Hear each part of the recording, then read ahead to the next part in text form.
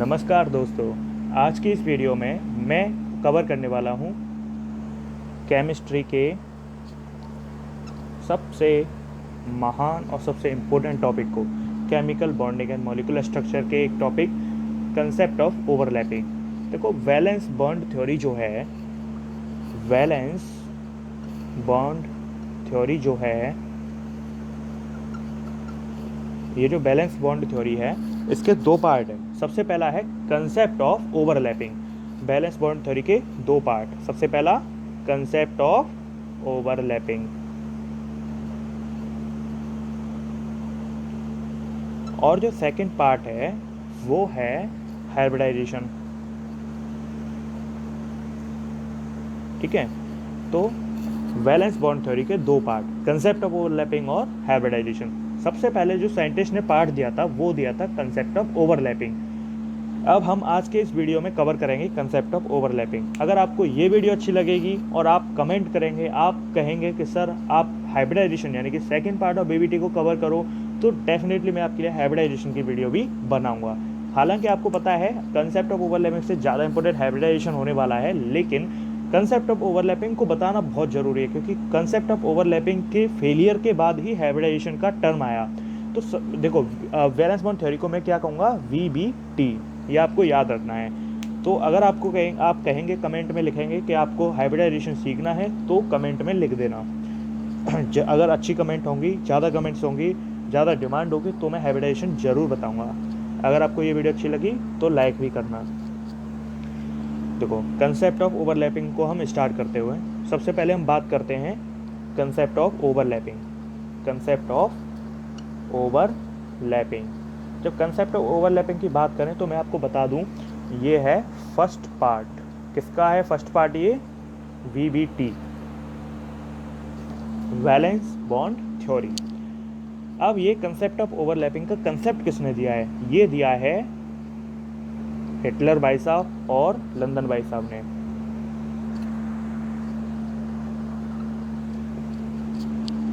ये याद करने की ज़रूरत नहीं है, बस आपको ऐसी जानकारी के लिए बता दिया है।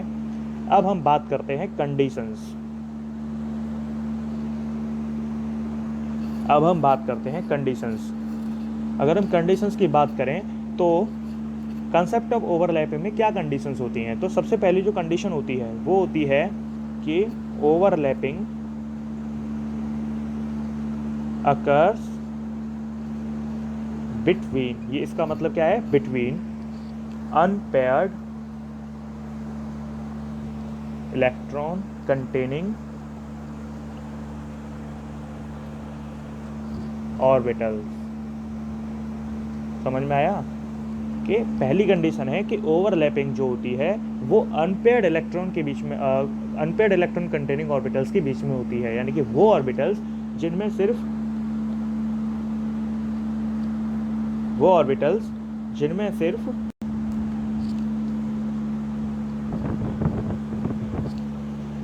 ओवरलैपिंग जो है वो अनपेयर्ड इलेक्ट्रॉन वाले ऑर्बिटल्स में होती है। ये मैं चीज़ आपको समझाऊंगा, आप टेंशन ना लें। दूसरी कंडीशन क्या है कि both unpaired electron should be opposite spin, should be opposite spin. मतलब जो दोनों कंबाइंड होने वाले अनपेयर्ड इलेक्ट्रॉन हैं उन दोनों का अपोजिट स्पिन होना चाहिए। अगर एक ऐसा है तो दूसरा ऐसा होना चाहिए। ठीक है, अपोजिट स्पिन होना चाहिए जो इलेक्ट्रॉन कंबाइन हो रहे हैं।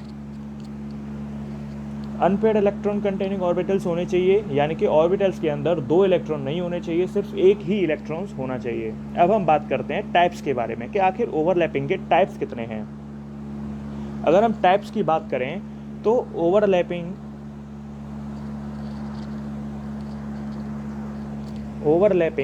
दो तरीके की है। सबसे पहली है कोएक्सियल और हेड ऑन, कोएक्सियल और हेड ऑन। दूसरी वाली जो है वो है कोलेटरल और साइड ऑन। ठीक है, तो दो तरीके की ओवरलैपिंग, कोएक्सियल और हेड ऑन, कोलेटरल और साइड ऑन। अब ये कोएक्सियल और हेड ऑन वाली जो ओवरलैपिंग है वो केवल और केवल होती है किसके लिए? सिग्मा बॉन्ड में, ये केवल किस में होती है, सिग्मा बॉन्ड के केस में। आपको ये याद रखना है, ये इम्पोर्टेंट पॉइंट है। और ये वाली होती है पाई बॉन्ड के केस में।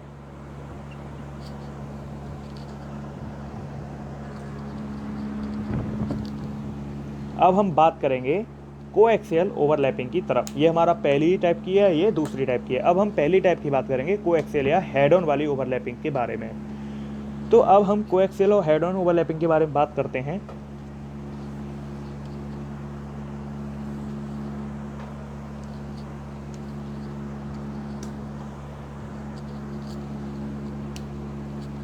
अब हम बात करते हैं ए, कोएक्सियल ओवरलैपिंग। अब हम कोएक्सियल ओवरलैपिंग के बारे में बात करते हैं। मतलब अब जो सिग्मा बॉन्ड वाली ओवरलैपिंग है, अब यानी कि जो वीवीटी है उसके ओवरलैपिंग के हम फर्स्ट टाइप के बारे में बात कर रहे हैं। तो सबसे पहला इसमें है S S overlapping. S S overlapping यानी कि एस एस ऑर्बिटल ओवरलैप करें, यानी कि दोनों जो अनपेयर्ड इलेक्ट्रॉन वाले ऑर्बिटल्स हैं वो दोनों एस एस हों। जैसे एग्जांपल ले लेते हैं हम H2 मॉलिक्यूल या Na2 मॉलिक्यूल। इस तरीके के जो एग्जांपल्स हैं वो एस एस ओवरलैपिंग को शो करते हैं। देखिए, ये मान लेते हैं 1s, हाइड्रोजन के केस में हम बात कर रहे हैं। ये एग्जांपल हाइड्रोजन के लिए हैं, ये मतलब इलस्ट्रेशंस हैं। और ये है तुम्हारा 1s, यानी कि ये पहले हाइड्रोजन का है, ये दूसरे हाइड्रोजन का है। अब ये दोनों कंबाइंड हुए, तो अब इन्होंने कैसी ओवरलैपिंग कर ली,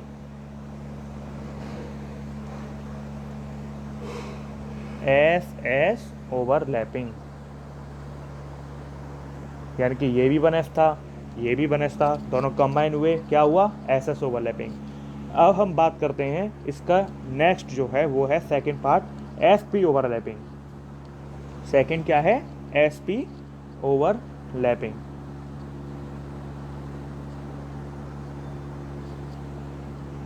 sp ओवरलैपिंग के केस में बात करें तो एग्जांपल अगर हम लें तो HX मॉलिक्यूल। अब ये आप कहेंगे X क्या है, ये X जो है हम हैलोजन फैमिली के लिए यूज़ करते हैं, हैलोजन फैमिली के लिए यूज़ करते हैं। फिर कल भाराई आंटी, फिर कल भाराई आंटी, फ्लोरीन, क्लोरीन, ब्रोमीन, आयोडीन और एस्टेटीन, ये हम HX जो है, X जो है हैलोजन फैमिली के लिए यूज़ करते हैं। अब सपोज करते हैं कोई HX मॉलिक्यूल है और ये H के लिए है। H में क्या होगा, एक, भाई H में क्या होगा, H का एटॉमिक नंबर 1। जब उसका एटॉमिक नंबर 1 तो उसमें क्या, केवल 1s ऑर्बिटल होने वाला है। अब ये X के लिए है, क्योंकि X फ्लोरीन है, फ्लोरीन में P आ जाएगा, और फ्लोरीन के बाद कुछ भी हो सकता है, वो तो फिर कल भाराई आंटी, उनमें से कुछ भी हो सकता है।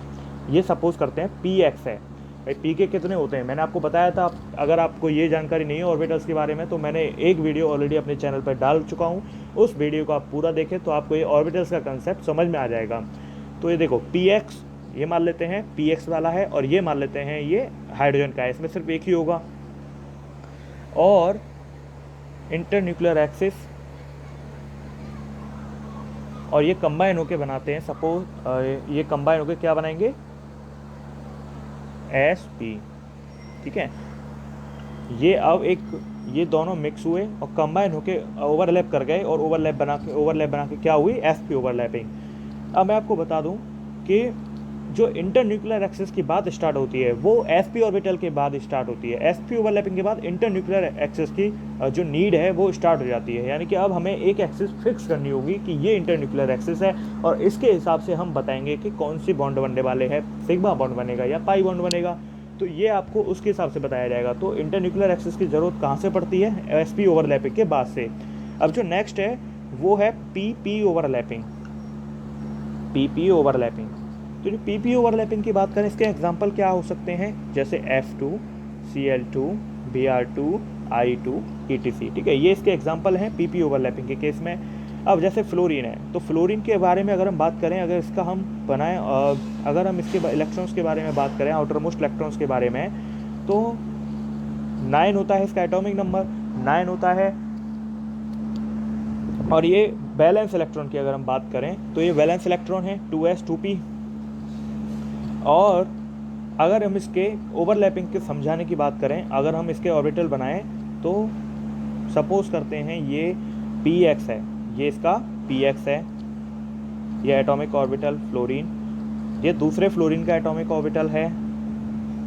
ठीक है, अपोजिट स्पिन होना चाहिए, कंडीशन आपको याद रखनी है, अपोजिट स्पिन होना चाहिए।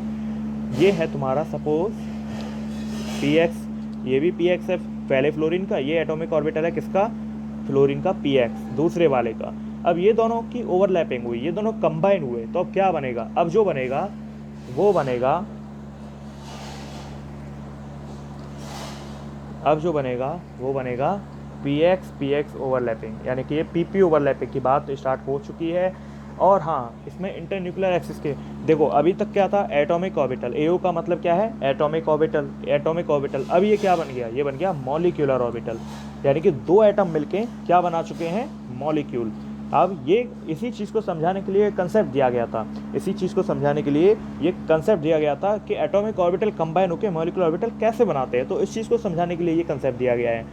तो पीपी ओवरलैपिंग की अगर हम बात करें तो आपको F2 के एग्जाम्पल से समझ में आया होगा, मुझे उम्मीद है।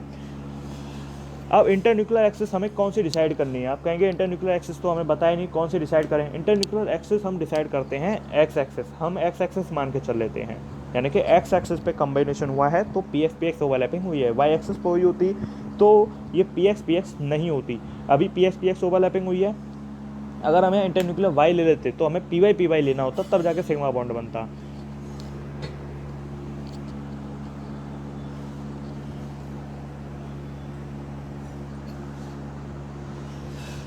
अब नेक्स्ट जो है वो है कोलेटरल, नेक्स्ट है कोलेटरल,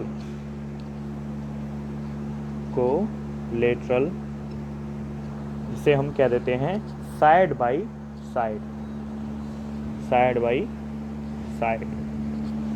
अब जैसे ये ऑर्बिटल है और ये ऑर्बिटल है, ये दोनों कंबाइन हुए, इंटरन्यूक्लियर एक्सिस एक्स एक्सिस मान ली, तो अब ये कंबाइन होके ये एक्स एक्स वाले हमने कंबाइन किए, इंटरन्यूक्लियर एक्सिस हमने एक्स एक्सिस मान ली, तो ये अब कंबाइन होके कुछ इस तरीके से हो जाएंगे, इंटरन्यूक्लियर एक्सिस एक्स एक्सिस मान ली है। तो अब ये जो बनेंगे वो या तो pz होगा या py होगा। ठीक है, अब आपको याद रखना है कि जो यहाँ पे बॉन्ड बनेगा वो पाई बॉन्ड बनेगा, अभी तक क्या बन रहा था, सिग्मा बॉन्ड, अब ये पाई बॉन्ड बनेगा। ठीक है, आपको ये याद रखना है, कोलेटरल या साइड बाई साइड में एक्स एक्सिस अगर मैं इंटरन्यूक्लियर एक्सिस मानी है तो pz py बनेगा, और उसमें जो बॉन्ड बनेगा वो पाई बॉन्ड बनेगा। इससे पहले जितने भी थे उसमें सिग्मा बॉन्ड बन रहा था, इसमें पाई बॉन्ड बनेगा। इसके एग्जाम्पल क्या है, इसके एग्जाम्पल हो सकते हैं O2 N2 एक्सेट्रा, इसके एग्जाम्पल O2 N2 इस तरीके से हो सकते हैं। अब आपको एक चीज़ बता दूं जो बहुत इंपॉर्टेंट है, आपके क्वेश्चंस में काम आएगी, ऑलवेज आपको याद रखना है ऑलवेज कि जो सिग्मा बॉन्ड की स्ट्रेंथ होती है, जो सिग्मा बॉन्ड की स्ट्रेंथ होती है वो पाई बॉन्ड की स्ट्रेंथ से कहीं ज़्यादा होती है। जो सिग्मा बॉन्ड की स्ट्रेंथ होती है वो पाई बॉन्ड की स्ट्रेंथ से ज़्यादा होती है। क्यों होती है, H density of electron located on one side, so it is strong। और इसमें density of electron distributed so it is weak। Okay, इसमें डेंसिटी मतलब इलेक्ट्रॉन है ना वो एक ही साइड में होते हैं, एक ही साइड में लोकेटेड होते हैं, इसलिए ये वाला बॉन्ड स्ट्रांग होता है। जबकि पाई बॉन्ड की अगर हम बात करें तो इसमें डेंसिटी जो है वो डिस्ट्रीब्यूटेड नहीं है, density of electron distributed, sorry इसमें डिस्ट्रीब्यूटेड है, इसमें नहीं है, इसमें एक ही साइड पे लोकेटेड है, इसमें फैली हुई है डेंसिटी, इसमें दो जगह फैली हुई है। अब ये जब दो जगह फैली होगी तो ये वीक होगी, और जब एक ही जगह होगी तो स्ट्रांग होगी। ऑब्वियस सी बात है, मोटी लकड़ी और पतली लकड़ी इस तरीके से आप सोच सकते हैं। मोटी लकड़ी है तो सारा जो कंटेंट है वो एक ही तरफ है, तो वो उसे तोड़ना थोड़ा मुश्किल है। जबकि हम अगर पतली लकड़ी की बात करें जो लंबी है तो उसकी डेंसिटी अलग अलग जगह पर बढ़ी हुई है, तो उसको तोड़ना थोड़ा आसान है। तो उसी तरीके से आप इसको समझ सकते हैं कि जो डेंसिटी ऑफ इलेक्ट्रॉन होती है वो वीक होती है in case of pi bond, इसलिए पाई बॉन्ड की जो स्ट्रेंथ है वो कम होती है। अब मैं आपको एक पॉइंट और बता देता हूँ, जो एक बहुत इंपॉर्टेंट पॉइंट है, जो हम आगे क्वेश्चंस बताएंगे इस टॉपिक के रिलेटेड। जो क्वेश्चंस होंगे उन्हें जब हम करेंगे तो आपको पता चलेगा, उसमें आपको एक कन्फ्यूजन हो सकता है, दिक्कत हो सकती है, तो मैं आपको यहीं क्लियर कर देता हूँ। एक नोट लिख रहा हूँ मैं, वो आपको नोट पता होना चाहिए कि ये है पी ऑर्बिटल, ये है पी ऑर्बिटल, ठीक है। ये ऐसे भी हो सकता है या ऐसे भी हो सकता है। ये वाला सपोज करते हैं ये एक्स एक्सिस, ये वाई, ओके, ये एक्स, ये वाई, और ये है पी ऑर्बिटल, ठीक है। ये जेड है, ये पी है, एक्स वाई जेड। तो पी में तीनों पॉसिबल हैं, तो तीनों में बना दिए। और ये है डी ऑर्बिटल, ये एक्स एक्सिस मान लो, ये वाई मान लो। तो इसमें जो डी ऑर्बिटल है वो ज़्यादा डायरेक्शनल होता है। डी ऑर्बिटल जो है वो ज़्यादा डायरेक्शनल होता है। सारे ऑर्बिटल आपस में 45 डिग्री पे होते हैं, जबकि इस केस में 90 डिग्री पे होते हैं। ये भी एंगल 90, इन दोनों के बीच में भी 90, और इन दोनों के बीच में भी 90, यहाँ पे 45 का एंगल होता है। तो ये ज़्यादा डायरेक्शनल होते हैं। ये आपको आगे काम आएगा। ये डायरेक्शनल वाली प्रॉपर्टी आपको बाद में समझ में आएगी, जब मैं आपको नेक्स्ट क्वेश्चन बताऊँगा। तो आपको याद रखना है पी के बारे में, और ये 90 डिग्री पे और ये 45 पे। तो आपको ये चीज़ समझ में आ जाएगी जब मैं क्वेश्चंस कराऊंगा आपको, तो ये चीज़ आपको समझ में आ जाएगी। मैं आपको एक चीज़ और बता देता हूँ कि आपको बता देता हूँ कि अगर ऑर्बिटल भी सेम होते हैं और एक्सिस भी सेम होती है, देखो, if orbitals same and axis also same, तो हमेशा जो बॉन्ड बनेगा वो सिग्मा बॉन्ड बनेगा। आपको याद होना चाहिए ये चीज़, जो हमेशा बॉन्ड बनेगा वो सिग्मा बॉन्ड बनेगा। अगर ऑर्बिटल भी सेम है और एक्सिस भी सेम है तो सिग्मा बॉन्ड बनता है। एग्जांपल के लिए एस एस और एक्सिस मान लेते हैं एक्स वाई जेड। ये एस एस और एक्स वाई जेड में तो हमेशा ही सिग्मा बनेगा, जहाँ एस एस आएगा वहाँ सिग्मा ही बनेगा। जैसे सपोज करते हैं एस पी एक्स ऑर्बिटल्स हैं, और एक्सिस मान लेते हैं, इंटरन्यूक्लियर एक्सिस एक्स मान लेते हैं। तो देखो यहाँ पे ऑर्बिटल भी सेम, एक्सिस भी सेम, तो यहाँ कौन सा बॉन्ड बनेगा? सिग्मा बॉन्ड, ठीक है। और सेकंड केस क्या है कि if orbitals are same, second case में if orbitals are same but axis is different, orbitals are same, तो उस केस में जो बॉन्ड बनता है वो पाई बॉन्ड बनता है। अगर ऑर्बिटल सेम है, एक्सिस भी सेम है, तो सिग्मा बॉन्ड बनेगा। अगर ऑर्बिटल भी सेम है लेकिन एक्सिस डिफरेंट है तो पाई बॉन्ड बनेगा। अब आपको एग्जांपल के तौर पर अगर मैं बताऊं तो जैसे पी एक्स, इस केस में क्या दिख रहा है आपको? ऑर्बिटल सेम है, एक्सिस लेकिन हम मान लेते हैं वाई। अब हमने एक्सिस डिफरेंट ले लिए, ऑर्बिटल हमने सेम लिए हैं, तो इस केस में जो बॉन्ड बनेगा वो कौन सा वाला बनेगा? पाई वाला। अब जो नेक्स्ट कंडीशन है वो है कि नथिंग इज सेम और एवरीथिंग, यानी कि orbitals and axis are also different, orbitals are different, also axis is different. तो जो बॉन्ड बनेगा वो हमेशा कोई, मतलब वो कोई बॉन्ड नहीं बनेगा, वहाँ पे कोई बॉन्ड बने, क्योंकि वहाँ ओवरलैपिंग ही नहीं होगी, तो उस केस में कोई बॉन्ड नहीं बनेगा।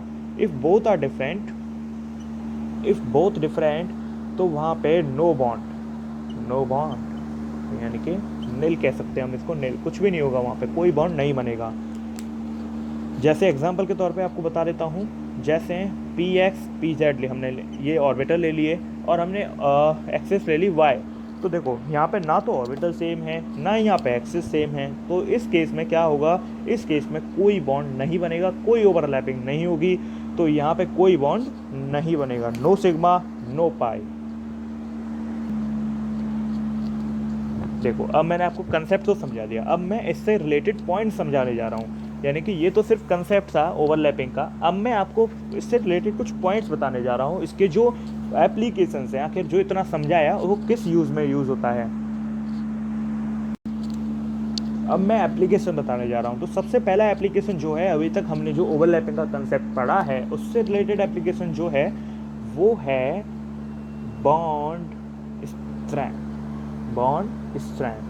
देखिए ये बहुत इंपॉर्टेंट कंसेप्ट है, ये बहुत इंपॉर्टेंट टॉपिक है, फ्रीक्वेंटली आस्क्ड क्वेश्चंस होते हैं इस टॉपिक से, कंसेप्चुअल क्वेश्चंस भी होते हैं इस टॉपिक से, तो आपको ये टॉपिक समझ में आना चाहिए। जो इन्फॉर्मेशन मैं बताने जा रहा हूँ आगे, वो सब आपको दिमाग में होनी चाहिए, डिक्टो दिमाग में होनी चाहिए। और हाँ, आप एक बात याद रखें, जितना भी मैंने पढ़ाया है, चाहे वो मैंने कोई सी वीडियो में कुछ भी पढ़ाया हो, उसकी आप एक नोट्स को बना लें, और जो भी मैं पढ़ाता हूँ, जैसा भी पढ़ाता हूँ, उसको वैसा ही लिख लें, जिससे आगे आप कभी रिवीजन करें तो आपको सारी बातें याद आ जाएँ। जो मैं एक्सप्लेनेशन देता हूँ उसे आप अपनी लैंग्वेज में लिख लें, चाहे आप हिंदी में लिखें चाहे इंग्लिश में लिखें, डजेंट मैटर, लेकिन आप वो अपनी लैंग्वेज में लिख लें। इस तरीके से लिख लें कि आपको वो बातें आगे भी समझ में आए। तो आपको नोट्स बनाना बहुत ज़रूरी है। जो भी मैं पढ़ाऊँ, चाहे एक टॉपिक पढ़ाऊँ, चाहे 2 टॉपिक पढ़ाऊँ, चाहे पूरा चैप्टर पढ़ाऊँ, डजेंट मैटर, आपको वो जो मैं पढ़ा रहा हूँ वो आपको तैयार होना चाहिए, तभी आपको कुछ फ़ायदा होगा मेरे वीडियोज़ देखने से। बॉन्ड स्ट्रेंथ हम निकालते हैं तो 2 केस होते हैं, जब एन डिफर हो। एन डिफर यानी कि एन मतलब प्रिंसिपल क्वांटम नंबर, यानी कि सेल नंबर अगर अलग हो, अगर सेल नंबर अलग है, तो उस केस में जो बॉन्ड स्ट्रेंथ निकालने का तरीका होता है वो होता है, बॉन्ड स्ट्रेंथ उस केस में साइज ऑफ ऑर्बिटल्स के इनवर्स होती है। साइज ऑफ ऑर्बिटल के इनवर्स होती है। जिन्हें समझ में नहीं आ रहा है वो घबराए नहीं, मैं आगे क्वेश्चन बताने वाला हूँ, मैं आपको एक क्वेश्चन करवाऊंगा तो आपको समझ में आ जाएगा, कोई बड़ी बात नहीं है, बहुत छोटी सी बातें हैं। आप 2-3 बार प्रैक्टिस करेंगे चीज़ों को, आप समझेंगे, पढ़ेंगे, तो आपको आसानी से समझ में आ जाएगा। जब एन डिफर करे, एन मतलब सेल नंबर, जैसे 2, 3, 4 अलग अलग सेल के हैं, जितना ज़्यादा सेल नंबर उतना बड़ा साइज, तो बॉन्ड स्ट्रेंथ इनवर्स होती है साइज ऑफ ऑर्बिटल के। कब? जब एन डिफर हो। एग्जांपल के लिए, जैसे 2s 2p, 2s 3p, 2s 4p, 2s 5p। अब आप कहेंगे सर ओवरलैपिंग कहाँ है? भाई ये ओवरलैपिंग के बाद ही बने हुए ऑर्बिटल्स के बारे में हम बात कर रहे हैं, मॉलिक्यूलर ऑर्बिटल्स के बारे में हम बात कर रहे हैं। अब क्वेश्चन क्या है? क्वेश्चन ये है कि ये जो हमें 4 दिए हुए हैं, इनको हमें अरेंज करना है बॉन्ड स्ट्रेंथ के ऑर्डर में, यानी कि हमें इंक्रीजिंग या डिक्रीजिंग हमें अरेंज करना है बॉन्ड स्ट्रेंथ के ऑर्डर में। तो बॉन्ड स्ट्रेंथ के ऑर्डर में अरेंज करने के लिए हमें क्या याद रखना है? हमें सबसे पहले देखना है क्या यहाँ पे एन सेम है कि एन डिफरेंट है। ऑब्वियस बात है एन डिफरेंट है। क्यों? क्योंकि यहाँ पे 2 है, यहाँ 3 है, यहाँ 4 है, यहाँ 5 है, तो ये एन डिफर कर रहा है। एन मतलब प्रिंसिपल क्वांटम नंबर या सेल नंबर, तो 2, 3, 4, 5, तो यहाँ पे अलग अलग एन है। तो यहाँ पे बॉन्ड स्ट्रेंथ किस तरीके से देखी जाएगी? इस वाले तरीके से कि बॉन्ड स्ट्रेंथ यहाँ पे साइज ऑफ ऑर्बिटल्स के इनवर्स होगी, यानी कि जिसका साइज जितना बड़ा होगा उसकी बॉन्ड स्ट्रेंथ उतनी कम होगी। आप ऐसा समझ सकते हैं कि जितनी लंबी लकड़ी होगी उसको तोड़ना उतना ही आसान होगा, जितनी छोटी लकड़ी होगी उसको तोड़ना उतना ही कठिन है। तो ये जितनी छोटी लकड़ी है उसको तोड़ना उतना ही कठिन है। तो उसी तरीके से आपको याद रखना है कि जितनी लंबी लकड़ी उसको तोड़ना उतना कठिन, उतना ही आसान, और जितनी छोटी लकड़ी उसको तोड़ना उतना ही कठिन। तो अभी आपको एन डिफर दिख रहा है, एन डिफर दिख रहा है, तो बॉन्ड स्ट्रेंथ कैसे निकालेंगे हम? साइज ऑफ ऑर्बिटल्स के ऑर्डर के हिसाब से। तो साइज ऑफ ऑर्बिटल्स की अगर हम बात करें तो सबसे छोटा कौन सा है? ये वाला। तो बॉन्ड स्ट्रेंथ सबसे ज़्यादा किसकी होगी? इसकी, फिर इसकी, फिर इसकी। देखो साइज सबसे बड़ा किसका? इसका। तो सबसे कम बॉन्ड स्ट्रेंथ किसकी? इसकी। इसका इससे कम, तो उससे ज़्यादा इसकी। साइज इसका इस वाले से कम, तो बॉन्ड स्ट्रेंथ इसकी उससे ज़्यादा। तो इस तरीके से सबसे ज़्यादा बॉन्ड स्ट्रेंथ इसकी होगी और सबसे कम बॉन्ड स्ट्रेंथ उस वाले की होगी। ये ऑर्डर आपको याद रखना है। ये मैंने बॉन्ड स्ट्रेंथ का ऑर्डर बताया है, ना कि साइज का। अब देखो, अब अगर इधर से हम उधर जा रहे हैं 2s 2p से अगर हम 2s 5p तक जा रहे हैं, तो क्या चेंज जा रहे हैं? उधर जाने पे हमें दिख रहा है कि साइज़ बढ़ रहा है। जो ऑर्बिटल्स हैं उनका साइज़ बढ़ता जा रहा है, उनका प्रिंसिपल क्वांटम नंबर बढ़ रहा है, तो साइज़ बढ़ता जा रहा है। और एक्सटेंट ऑफ ओवरलैपिंग कम होती जा रही है। एक्सटेंट ऑफ ओवरलैपिंग कम होती जा रही है। कैसे? इसका मतलब क्या है? इसका मतलब ये है कि जो ओवरलैपिंग होगी अब वो थोड़ी कम होगी, क्योंकि यहाँ पर सेम साइज़ के हैं। सेम साइज़ की 2 चीज़ें होती हैं तो उन्हें जोड़ना आसान है, लेकिन एक बड़ी एक छोटी हो जाती है तो उसमें दिक्कत आती है। तो उस तरीके से आप सोच सकते हैं कि इनका साइज़ बढ़ रहा है इधर जाने पर, लेकिन ओवरलैपिंग जो है उधर जाने पर कम हो रही है। तो बॉन्ड स्ट्रेंथ भी कम हो रही है। जब ओवरलैपिंग कम होगी तो बॉन्ड स्ट्रेंथ भी कम होगी। जब जुड़ाव जितने कम होंगे उतना ही उसे तोड़ना आसान होगा। तो उधर जाके जुड़ाव कम है तो तोड़ना आसान है, यानी कि उसकी जो स्ट्रेंथ है वो कम है। सबसे कम किसकी है? 2s 5p। सबसे ज़्यादा स्ट्रेंथ किसकी है? 2s 2p। तो ये वो केस था जब एन डिफर कर रहा है। अब सेकंड केस क्या है? जब n सेम है, सेकंड केस है जब n सेम है, n मतलब प्रिंसिपल क्वांटम नंबर जब सेम है। तो n सेम है, उस केस में हम कैसे देखते हैं? उस केस में देखने के लिए हमारे पास दो स्टेप होते हैं। सबसे पहला स्टेप ए वन हमने वहाँ लिख रखा है तो हम यहाँ स्टेप ए ले लेते हैं। ये सेकंड है स्टेप ए कि सिग्मा बॉन्ड हमेशा ज़्यादा स्ट्रांग होता है पाई बॉन्ड से। सबसे पहले आपको ये चेक करना है, BS मतलब बॉन्ड स्ट्रेंथ। जो सिग्मा बॉन्ड की बॉन्ड स्ट्रेंथ है वो ज़्यादा होती है पाई बॉन्ड से। जो सिग्मा बॉन्ड है वो ज़्यादा स्ट्रांग होता है पाई बॉन्ड से। क्यों होता है? इसका कारण क्या था? इसका कारण ये था कि जो डेंसिटी है इलेक्ट्रॉन की सिग्मा बॉन्ड के केस में वो एक ही जगह पे इकट्ठी है, तो उस वजह से वो ज़्यादा स्ट्रांग है, जबकि पाई बॉन्ड की डेंसिटी फैली हुई है तो उस वजह से वो कमज़ोर है। तो ये पहला स्टेप। दूसरा स्टेप जो होता है वो ये होता है कि बॉन्ड स्ट्रेंथ डायरेक्टली प्रोपोर्शनल होती है डायरेक्शनल प्रॉपर्टी की। अब ये डायरेक्शनल प्रॉपर्टी कहाँ से आई? अरे भाई मैंने आपको बताया था ना, P और D वाले के केस में 45 डिग्री और 90 डिग्री वाले एंगल वाला केस, तो ये वही इसीलिए बताया था मैंने ये, क्योंकि मुझे यह काम आने वाला था।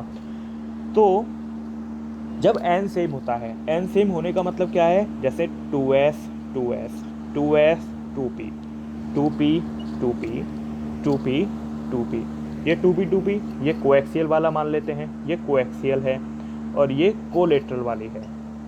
ठीक है, अब कोएक्सियल और कोलेटरल मतलब इसका मतलब क्या हुआ? देखो, कोएक्सियल का मतलब ये था, कोएक्सियल का मतलब सिग्मा बॉन्ड की बात हो रही थी। याद करो, कोएक्सियल जब हम बात कर रहे थे तो वहाँ सिग्मा बॉन्ड की बात हो रही थी। सिग्मा बॉन्ड की बात होने का मतलब क्या है कि वहाँ पे इंटरन्यूक्लियर एक्सिस भी सेम थी और वहाँ पे ऑर्बिटल भी सेम थे। जहाँ ऑर्बिटल भी सेम हो, एक्सिस भी सेम हो, वहाँ कौन सा बॉन्ड? Sigma bond. वो कौन सी? कोएक्सियल। यानी कि एक्सिस से एक्सिस बढ़ गई तो कोएक्सियल। और कोलेटरल मतलब जो लेटरल साइड जो है वो भिड़ी तो कोलेटरल। तो कोलेटरल में किसकी बात हो रही थी? पाई बॉन्ड की। क्यों? क्योंकि वहाँ पे इलेक्ट्रॉन की डेंसिटी बिखर गई थी, डिस्ट्रीब्यूट हो गई थी, तो वो वीक बॉन्ड था, वो था पाई बॉन्ड। कोएक्सियल कब बन रहा था? जब इंटरन्यूक्लियर एक्सिस भी सेम थी, ऑर्बिटल भी सेम थे। कोलेटरल कब बन रहा था? जब इंटरन्यूक्लियर एक्सिस भी जब ऑर्बिटल तो सेम थे लेकिन इंटरन्यूक्लियर